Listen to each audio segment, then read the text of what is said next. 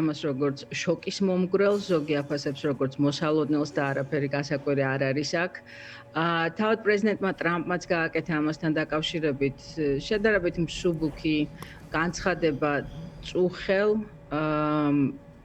ჯერ ისევ არ იყო, ყველაფერი არ იყო იმ დროისთვის გამოსული ყოველ შემთხვევაში და იქ ტრამპმა თქვა, რომ არაფერია გასაკვირი იმაში, რომ ვიტკოფი ცდილობს, რომ რაღაცა ტაქტიკური რჩევები მისცეს მის რუს კოლეგებს იმაზე, თუ როგორ უნდა ესაუბრონ ისინი პრეზიდენტ ტრამპს. ტრამპისგან გავიგეთ ეს განცხადება და არაერთი შემფასებელიც იგივეს ამბობს, რომ მაშინ როცა მოლაპარაკებებში ხარ ჩართული, არ არის, შენ ცდილობ, რომ ორივე მხარე დაიყოლიო რაღაცაზე, უბრალოდ ორივე მხარე დააყენო ისეთ სიტუაციაში, რომ საბოლოო ჯამში პრეზიდენტს ჰქონდეს რაღაცა გადაწყვეტილების მიღების საშუალება. თუმცა ეთყობა თუ არა ამ საუბარს რაღაცნაირი ვიტკოფის კეთილგანწყობა, თუ ესეც ტაქტიკაა ჩვენება ამის, იმიტომ რომ იქ პუტინის პატივისცემაზე, იქ რუსულ პოზიციებზე, იქ იმაზე საუბარი ასევე, რომ ვიდრე ზელენსკისთან შეხვედრა იქნება, კარგი იქნება, ზარი ეს შეფასდა როგორც ეს თქვათ ბოლო მნიშვნელოვანი ტექნიკის გადაცემის დაბლოკვის პროცესში ესე ვთქვათ ასევე მონაწილეობა ვიტკოფის მხრიდან ანუ აი ამ ზოგადი კეთილგანწყობის ფონის შექმნის მიღმა ეს ჩანაწერი იყო ასევე რამდენიმე მიმართულებით შოკის მომგვრელი როგორც თქვენ აღნიშნეთ ნაწილი ექსპერტების შეფასების მხრივ კი, იყო ასეც, როცა კითხულობ ამ ტრანსკრიპტებს სხვისი შეფასების და რაღაც კომენტარების გარეშე ძალიან მარტივად შეიძლება იმის დანახვა, რომ ვიტკოფს აშკარად აქვს ეს კეთილგანწყობა, აქვს იმის გამო, რომ ნამდვილად უნდა რაღაცა საბოლოო შედეგამდე მიიყვანოს მონაწილეობა თუ უბრალოდ შედეგი იმდენად არ აინტერესებს, რამდენადაც რუსეთსა და ამერიკას შორის ურთიერთობის გაუმჯობესება თუ რაღაცა ესეთ ნორმალიზება რაღაცა ფორმით, რომელია მისი ან დავალების ან პრეზიდენტის, ვთქვათ, მისიის შესრულება, რაც მიიღო და დაევალა. ან ეს ხო, ბევრი ეს ხო რაღაცა კონტექსტიდან ამოღებული ზარები და ტრანსკრიპტებია. არ ვიცი, კარგი იქნება, რომ უფრო მეტი ვიცოდეთ სხვა საუბრებზეც, რომლებიც ვიტკოფს ჰქონდა. და ასევე საინტერესოა ის, რომ მარკო რუბიოს ხსენება არ არის საერთოდ ამ ჩანაწერებში, ეს არ ნიშნავს იმას, რომ მას არ უსაუბრია, ანუ არ უხსენებია, ვთქვათ, მარკო რუბიო, როგორც ქვეყნის საპირველი დიპლომატი. ნახოთ, უნდა დავალოდოთ, ნახოთ, გამოვა თუ არა კიდე რაღაცა დამატებითი ინფორმაცია და რა რეაქცია ექნება ამ ყველაფერზე როგორც პრეზიდენტს, ასევე ზოგადად ადმინისტრაციას და ექნება თუ არა ამას საერთოდ გავლენა იმაზე, როგორ გაგრძელდება რუსეთთან. აი ამ საუბრების გამოქვეყნების შემდეგ გავრცელდა ინფორმაცია, რომ მომავალ კვირას ვიტკოფი გაემგზავრება მოსკოვში. ანუ თუმცა ეს მანამდე გაკეთდა ეს განცხადება.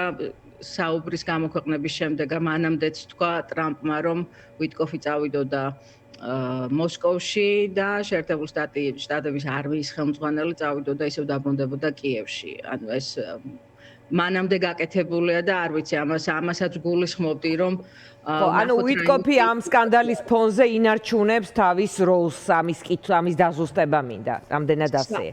ამ ეტაპზე სავარაუდოდ ასეა, სკანდალი უფრო მეტად გავლენას ახდენს უკრაინის პოზიციონირებაზე და ვთქვათ უკრაინის მხარდაჭერის მიმართულებით, ვიდრე რუსეთის ხაზის მიმართულებით, იმიტომ რომ აქამდე ფაქტიურად უბრალოდ დადასტურდა ის, რასაც აქამდე ამბობდნენ შემფასებლები, ვთქვათ, კრიტიკოსები ადმინისტრაციის, რომ ადმინისტრაცია უფრო მეტად რუსეთისკენ იხრებოდა და აი ეს 28 პუნქტიანი გეგმა, რომელიც გამოქვეყნდა და რომელიც საბოლოო ჯამში იყო ეს ძალიან დიდი ნაწილი ამ მიმოწერისა და საუბრებისა, ესაც ალბათ არ არის გასაკვირი, რომ ასეთი საუბრები შედგა. ანუ განსხვავებულს ვერ ხედავ შესაძლოა თავად ვიტკოფმა თქვას, რომ გამომდინარე ამ სკანდალიდან აღარ არის ის ადამიანი, ვისაც ექნებოდა მაგალითად უკრაინელების ნდობაც ასევე. თუმცა მე არ გამორიცხავ იმას, რომ ის გააგრძელებს ისევ ამ ურთიერთობას. შესაძლოა ეს რუსებმა გამოიყენონ რაღაცა ფორმით, ესაც არ არის გამოსარწყი, თუმცა ამ ეტაპზე ახლა სპეკულაცია ნებისმიერი რამის ესე ვარაუდი, სანამ არ ვნახავთ რა განცხადებები მოყვება და რა ნაბიჯები მოყვება განსაკუთრებით. ხვალ შეერთებულ შტატებში არის მადლიერების დღე და ესეც უნდა აღვნიშნოთ, რომ თავდაპირველად ტრამპმა მაშინ, როდესაც ადმინისტრაციამ გააჟღერა თუ გაასაჯაროა მედიაში გამოქვეყნდა ეს 28 პუნქტიანი გეგმა, რომელიც შემდეგ შეიცვალა და ახლა თუ არ ვცდები 19 პუნქტია. მას შემდეგ რაც მხარეებმა, უკრაინელებმაც და ევროპელებმაც საკუთარი პოზიციები შეიტანეს. მაშინ ტრამპმა თქვა, რომ დედლაინი თუ უკრაინისთვის ვადა 27 ნოემბერი იქნებოდა. იქნებოდა კი 27 ნოემბერი, რაც არის მადლიერების დღე შეერთებულ შტატებში.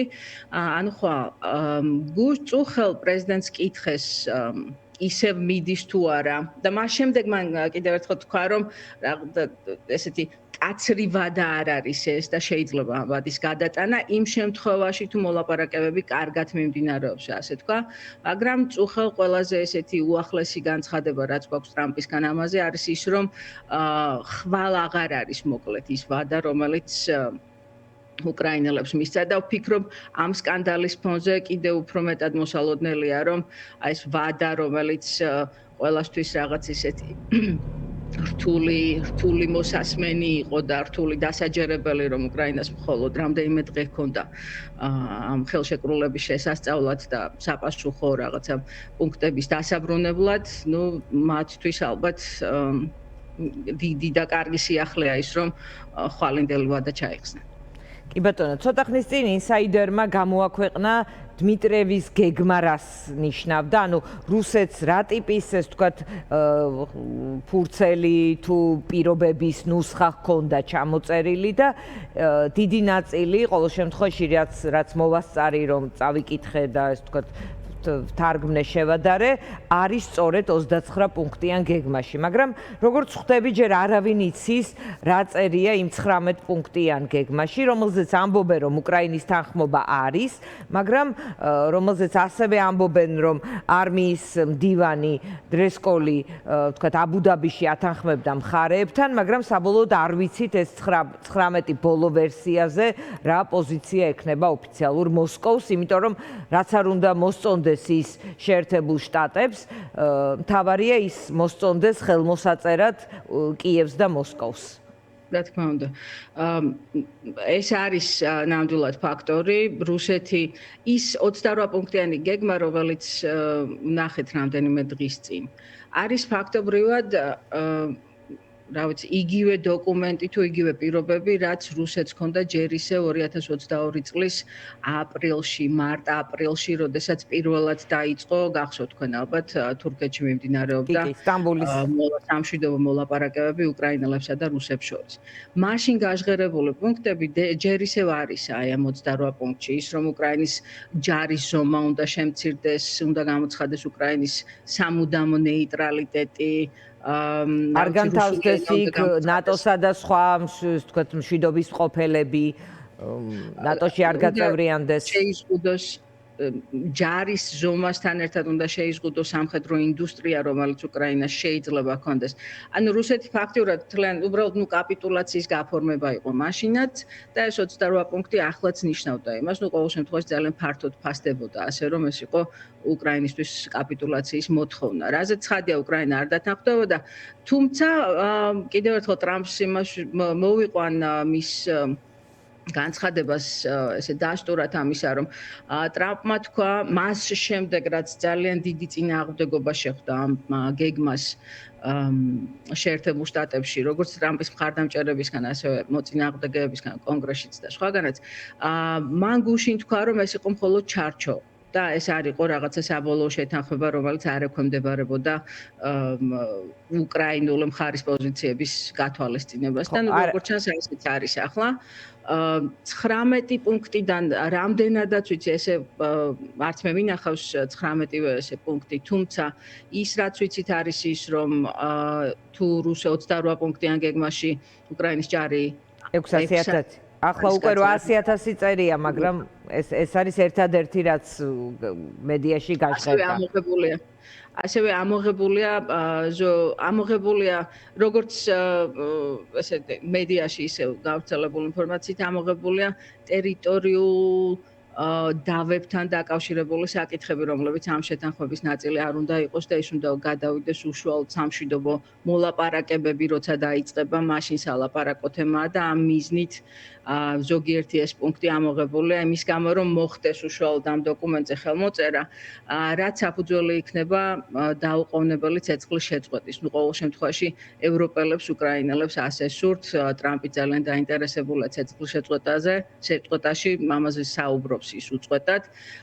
თუმცა ის რაც ახსენეთ თქვენ ინსაიდერთან თუ ეს ინსაიდერი სხვა შორის ამბობდა, რომ უკვე 6 თვის წინ ჰქონდა ნანახი დაახლოებით ეს პუნქტები და მას შემდეგ ბევრი არც არაფერი შეცვლა მასში. შესაძლოა რუსეთმა უბრალოდ დაუბრუნდეთ ისევ იმას, სადაც ვიყავით. ახლა ორი სცენარი შეიძლება იყოს ასეთი თუ ორი რა მახსენდება ახლა ამაზე გახსოვთ ალბათ თებერვალში ზელენსკის თეთრ სახლში ვიზიტის შემდეგ იყო ძალიან დიდი სკანდალი ნაკლებად ალბათ, მაგრამ ძალიან დიდი გაურკვევლობა ამერიკასა და უკრაინას შორის იშვიათ მინერალებთან დაკავშირებით და მაშინაც გახსოვთ, რომ ამერიკელი წარმომადგენლები იყვნენ ჩასული უკრაინაში, იქ რაღაც იყო მედიაში გავრცელდა ინფორმაცია, რომ მათ ხმას აუწია შეხვედრის დროს, თქვათ, ამერიკის ხაზინის მდივანმა ოთახი გაბრაზებულმა დატოვა და ბევრი მსგავსი ასეთი განცხადება ვნახეთ.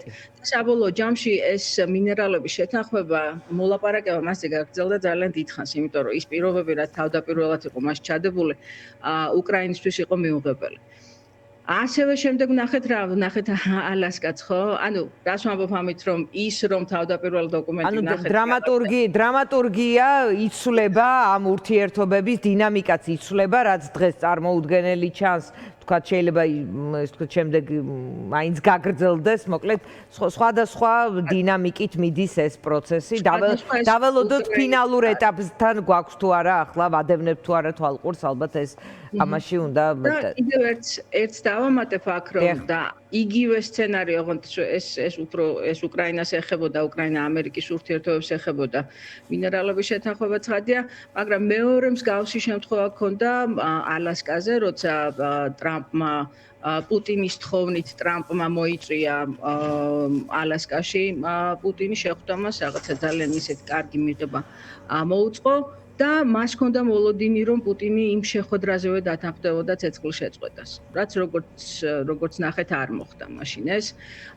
და აი აქაც ძალიან კარგად ჩანს ის, რომ რუსეთი არ აპირებს უკან წაიღოს თავისი ეს მაქსიმალისტური მოთხოვნები, რაც კი ბატონო, ისინი იმეორებენ, როგორც ჩანს, იქ ანკორიჯში სწორედ ითქვა რა არის მათი წითელი ხაზები და მუდმივად ეხა რუსეთის წარმომადგენლები ლავროვის დონეზე მაგალითად ამბობენ, რომ თუ დოკუმენტს უშაკოვიც, რომ თუ აქ იქნება ანკორიჯის სულის კვეთება დოკუმენტში, ანუ